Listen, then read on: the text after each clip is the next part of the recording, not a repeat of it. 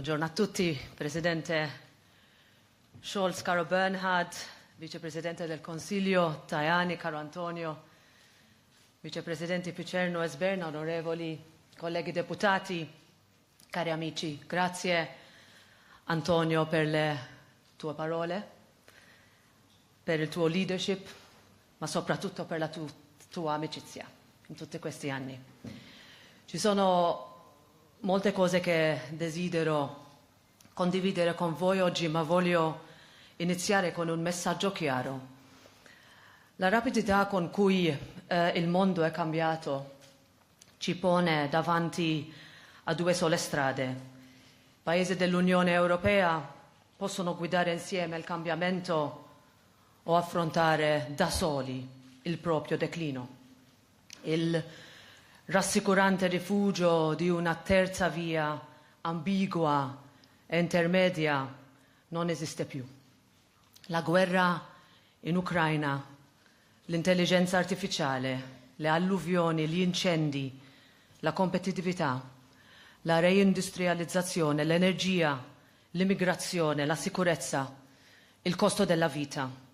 Dobbiamo affrontare tutte queste sfide e non ce n'è una che un singolo Stato membro possa gestire meglio da solo. Non si tratta di appartenenze politiche né di ideologia. Si tratta di capire se siamo pronti a trovare il coraggio, perché di coraggio si tratta, di rispondere a ciò che questo momento storico ci chiede. La mia generazione ha conosciuto un mondo con e un mondo senza l'Unione Europea. E il mondo è un posto migliore grazie all'Unione.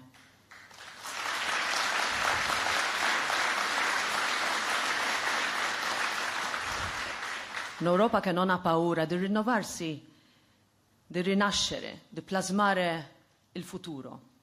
Su questo dobbiamo agire con la determinazione e l'ambizione che tutti i cittadini che ci hanno eletto si aspettano da noi. Il Parlamento ha sempre detto: l'Unione Europea rappresenta la fiducia nel futuro e non solamente omaggio al passato.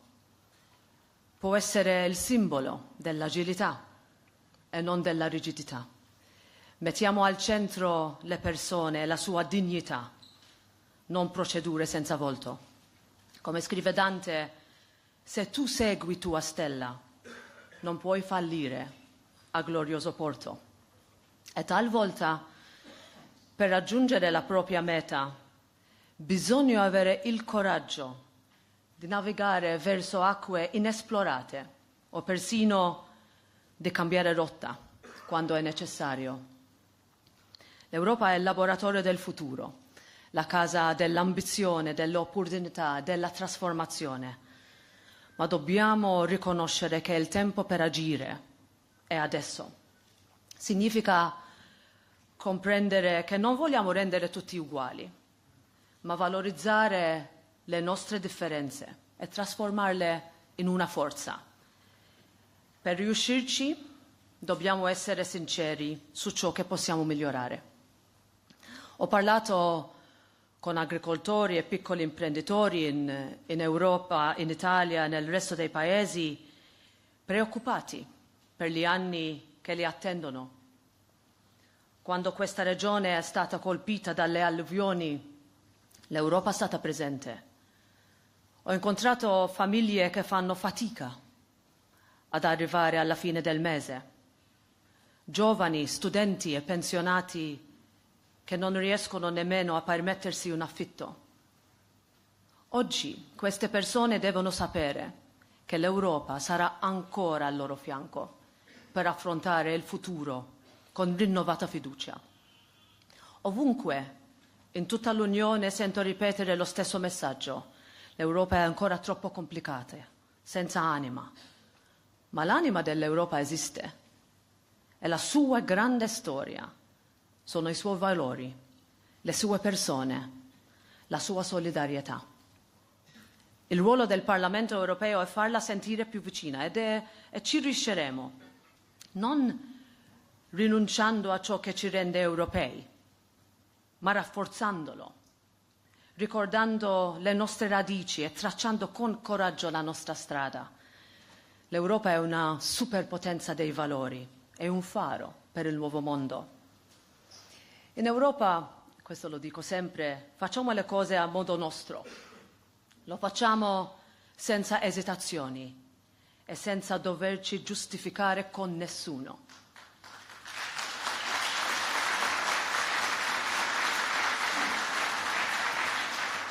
Perché sappiamo che in un mondo in cui i tiranni sono ancora troppi, l'empatia e la gentilezza rappresentano una forza e non una debolezza.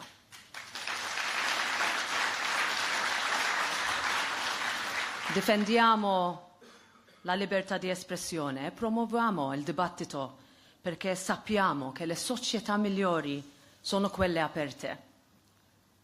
Ma possiamo farlo soltanto se investiamo nella sicurezza delle nostre comunità e non permettiamo che i nostri sistemi vengano sfruttati da chi vuole distruggerli. Il Parlamento europeo ha ben chiaro come rendere l'Europa una casa, in questo senso, dell'innovazione e della crescita. È per questo che stiamo adottando misure ambiziosissime per ridurre la troppa burocrazia, sostenere e rilanciare il nostro tessuto produttivo e aiutare le imprese europee a crescere. Dobbiamo fare molto, molto di più per colmare il divario tra un'idea e il suo ingresso sul mercato, riportare la produzione industriale in Europa e costruire campioni industriali di domani sotto la bandiera europea. Dobbiamo rafforzare il mercato unico. Questo significa superare gli interessi del momento e avanzare insieme. L'attuale frammentazione ci sta facendo perdere la nostra forza produttiva a vantaggio della Cina e di altri concorrenti in cambio di vantaggi di breve respiro. Dobbiamo capire in tutto questo che solo uniti possiamo procedere. O andiamo avanti insieme oppure non andremo da nessuna parte. E tutto questo richiede leadership. Troppo spesso assistiamo a conseguenze indesiderate di proposte che finiscono per ostacolare invece di aiutare. Pensiamo ad esempio alle recenti norme europee sul packaging, che impongono alle piccole e medie imprese europee oneri rigidi e controproducenti. Questo è l'esatto contrario di ciò che l'Europa dovrebbe rappresentare. E io sono orgogliosa che il Parlamento europeo abbia assunto l'iniziativa per correggere questa situazione nelle prossime settimane. Ha detto bene, in questo senso, Giorgia Meloni, che servono più soluzioni di buon senso. Un continente più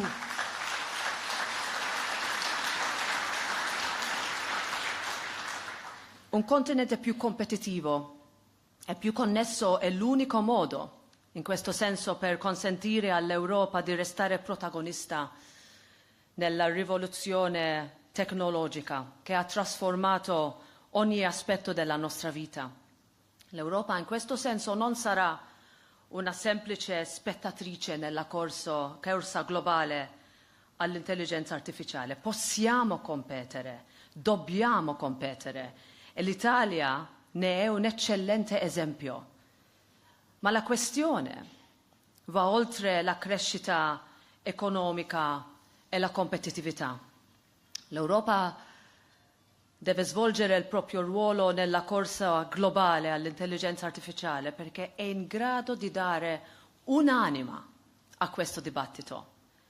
La nostra prospettiva non è né americana né cinese ed è una prospettiva di cui il mondo ha bisogno. Io non temo queste sfide, anzi mi entusiasmano la possibilità che aprono, ma ciò riguarda la nostra società e il modo in cui vivremo, lavoreremo e costruiremo il nostro futuro. Di fronte a questa rivoluzione tecnologica dobbiamo preservare soprattutto la nostra umanità. Le persone devono restare il fine ultimo. E questo è il principio che deve guidare l'Europa.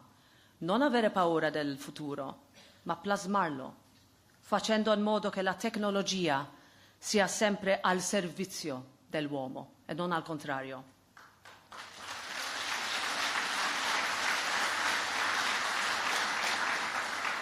Lo stesso approccio deve valere anche per l'immigrazione. Anche in questo caso le persone devono venire prima di tutto. Come ha ricordato Papa Leone proprio qui, pochi giorni fa. Al Parlamento europeo stiamo costruendo un sistema che funzioni davvero, giusto e umano, ma anche fermo ed efficiente. Un sistema che protegge le nostre frontiere, combatta le reti criminali dei trafficanti che sfruttano i più vulnerabili e consenta di destinare le risorse a chi ne ha realmente bisogno, perché possiamo proteggere le nostre frontiere senza rinunciare ai nostri valori. Le due cose possono convivere perfettamente, perché sono proprio questi valori a rendere l'Europa un punto di riferimento stabile in un mare di tempesta. La nostra forza nasce dall'azione comune. In tutta l'Unione vediamo già cambiamenti reali, progressi concreti, risultati tangibili, perché è così che si ricostruiscono la fiducia e l'entusiasmo nei confronti dell'Europa. Ed è solo l'inizio. Qui avete i vostri rappresentanti eletti al Parlamento europeo che lavorano ogni giorno con impegno per realizzare le riforme e cambiamenti di cui l'Europa ha bisogno. E devo veramente ringraziarli per essere qui oggi e grazie a tutti voi.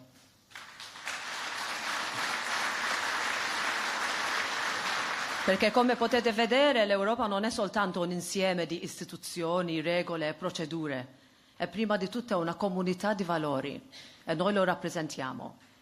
I padri fondatori ebbero il coraggio di mettere da parte rivalità secolari, di riconoscersi come fratelli e sorelle e di costruire insieme un futuro di pace e prosperità condivisa.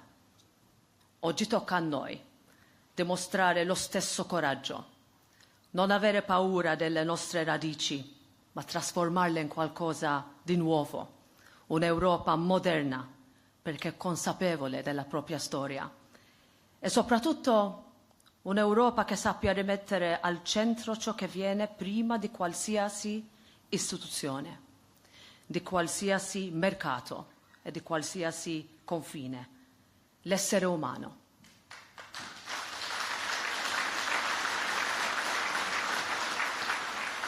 L'Europa rappresenta per i nostri figli l'opportunità di costruire un futuro più libero, più sicuro e più prospero. Questa è la nostra responsabilità ed è questo il futuro che dobbiamo avere il coraggio di costruire insieme. Abbiamo il talento, abbiamo le risorse necessarie, la volontà politica e la leadership per trasformarle in realtà. È così che la nostra Unione potrà continuare a rispondere alle preoccupazioni dei cittadini, alle ambizioni delle imprese, alle speranze dei nostri giovani. E infine, lasciatemi ringraziare l'Italia e gli italiani per la vostra fiducia nell'Europa. Grazie. Il Parlamento europeo richiamerà la vostra fiducia con lavoro e risultati per un'Europa moderna, consapevole della propria storia, un'Europa forte che sa essere solidale, un'Europa unita, capace di rispettare la propria diversità, un'Europa che lavora per tutti voi. Grazie infinite ancora.